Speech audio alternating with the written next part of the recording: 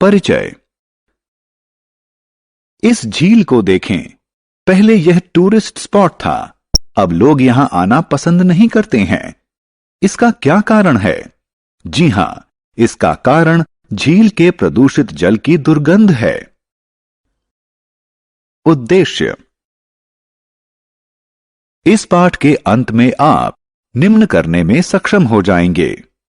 जल प्रदूषण को परिभाषित करना, जल प्रदूषण के कारणों का वर्णन करना, जल प्रदूषण के हानिकारक प्रभावों का वर्णन करना, प्रदूषण की रोकथाम के उपायों की चर्चा करना। जल के उपयोग। जल मानव, जंतु एवं वनस्पतियों के जीवन का एक महत्वपूर्ण अंग है। सजीव जल के बिना नहीं रह सकते। ऐसा कहा जाता है कि जीवन का आरंभ जल में हुआ और इसके बाद धीरे धीरे पृथ्वी पर आया। लेकिन जल का महत्व व जल के साथ संबद्धता अभी तक बरकरार है। जल प्रत्येक सजीव की वृद्धि व उसके पोषण के लिए आवश्यक है। इन क्रियाकलापों को देखें। इनमें क्या उभयनिष्ठ है? जी हां, बिल्कुल सही। ये सभी क्रियाकलाप जल के उपयोगों को दर्शाते हैं। जल प्रदूषण। हम जानते हैं कि पृथ्वी के 70% भाग में जल है और यह हमारे ग्रह का सर्वाधिक महत्वपूर्ण प्राकृतिक संसाधन है। क्या आप जानते हैं कि यह कहां से आता है? यह प्राकृतिक स्रोतों जैसे झीलों, नदियों तथा महासागरों से आता है। हालांकि देखें कि हम इन संसाधनों के साथ क्या कर रहे हैं। आइए गंगा नदी का उदाहरण लें। करोड़ों लोग अपनी दैनिक जरूरतों तथा आजीविका के लिए गंगा नदी पर निर्भर हैं। अभी हाल में ही world wide fund for nature ने पाया है कि गंगा विश्व की 10 सर्वाधिक प्रदूषित नदियों में से एक है। प्रदूषित स्रोत से आने वाले जल में जीवाणु, विषाणु, कवक और परजीवी हो सकते हैं जो हैजा, टाइफॉइड और पेचिस जैसे रोगों का कारण हैं। जल प्रदूषण के कारण। आइए जल प्रदूषण के कारणों के बारे में जानें। किसी जल निकाय में प्रदूषण अम्ल वर्षा, अपरदित मृदा, बहता हुआ उर्वरक व कीटनाशक युक्त जल, उद्योगों से निकलते हुए रसायनों तथा नगरों व कस्बों से निकलते हुए गंदे जल के माध्यम से प्रविष्ट होता है।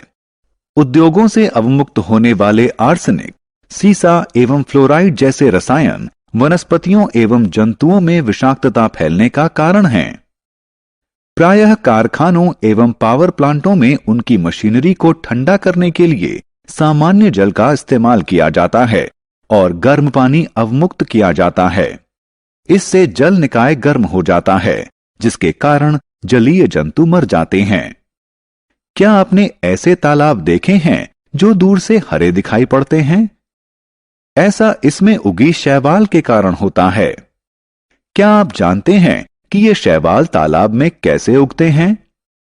वर्षा के दौरान भारी मात्रा में उर्वरक खेतों से बहकर तालाबों और नदियों में आ जाते हैं। ये खेतों से बहकर आए हुए उर्वरक शैवाल के लिए पोषक का कार्य करते हैं और उसके बढ़ने में सहायक होते हैं। जब ये शैवाल मृत हो जाते हैं तो ये जीवाणु जैसे अपघटकों के लिए भोजन के रूप में इस्तेमाल किए जाते हैं। जीवाणु जल में उपलब्ध अधिकांश ऑक्सीजन का इस्तेमाल कर लेते हैं, जिसके परिणाम स्वरूप मछलियां तथा अन्य जलीय जंतु ऑक्सीजन के अभाव में मर जाते हैं। इसके अतिरिक्त लोग नदियों व तालाबों में नहाते हैं, कपड़े धोते हैं और मल त्याग भी करते हैं। वे नदियों में कूड़ा कचरा, फूल और नॉन बायोडिग्रेडेबल पॉलिथीन बैग भी फेंकते हैं। अधिकांश नदियां उच्च प्रदूषण स्तर के कारण मृत हो गई हैं और उनमें जलीय जंतुओं का रह पाना संभव नहीं रहा है। जल को दूषित करने वाले अपशिष्ट जल प्रदूषक कहलाते हैं। आत्ममूल्यांकन। बच्चों, अब मनोरंजन का समय है। प्रश्नों को ध्यानपूर्वक पढ़ें और सही विकल्प पर क्लिक करें।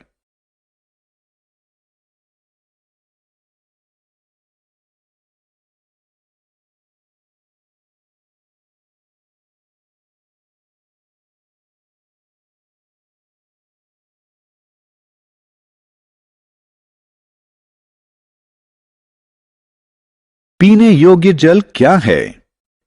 तुम क्या कर रहे हो? आपको यहां का पानी नहीं पीना चाहिए। लेकिन क्यों? यह तो साफ पानी है। जो पानी साफ दिखता है उसमें भी रोगजनक यानी बीमारी फैलाने वाले सूक्ष्म जीव और धुली हुई अशुद्धियां हो सकती हैं, जिससे बीमारी फैल सकती है। सच? हां, तुम्हें सुरक्षित रहने के लिए शुद्ध पानी पीना चाहिए। जो जल पीने के लिए उपयुक्त होता है पेयजल कहलाता है। जल को पीने के लिए सुरक्षित बनाया जा सकता है। क्या आप बता सकते हैं कि जल को पीने से पहले क्यों उबाला जाता है? क्योंकि उबालने से जल में उपस्थित हानिकारक सूक्ष्म जीव मर जाते हैं। जल को शुद्ध करने के लिए एक अन्य विधि क्लोरीनीकरण है। यह रासायनिक विधि है। इस विधि में जल में क्लोरीन की गोलियां मिलाई जाती हैं। जल प्रदूषण की रोकथाम के लिए क्या किया जा सकता है? छात्रों, तुम्हें जल प्रदूषण नियंत्रित करने में सहयोग करना चाहिए। ये कुछ साधारण विधियां हैं। प्रदूषित जल को बिना उपचारित किए सीधे नदियों व झीलों में न गिराएं। जिस जल से सब्जियां व फल धोएं, उसे बगीचे के पौधों की सिंचाई के लिए इस्तेमाल करें। जल प्रदूषण को नियंत्रित करने के लिए हमारा मंत्र समानयन, पुनः इस्तेमाल एवं पुनः चक्रण होना चाहिए। हमारी सरकार ने भी नदियों के जल को प्रदूषण मुक्त करने के लिए कुछ कदम उठाए हैं।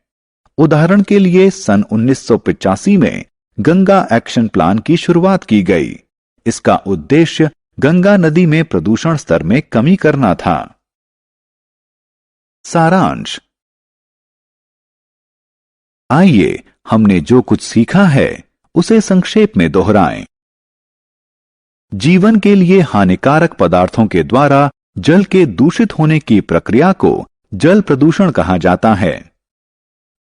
कुछ प्रमुख जल प्रदूषकों में गंदी नालियां, कृषि, रसायन और औद्योगिक अपशिष्ट शामिल हैं। पीने के लिए शुद्ध जल को पेयजल के रूप में जाना जाता है। पेयजल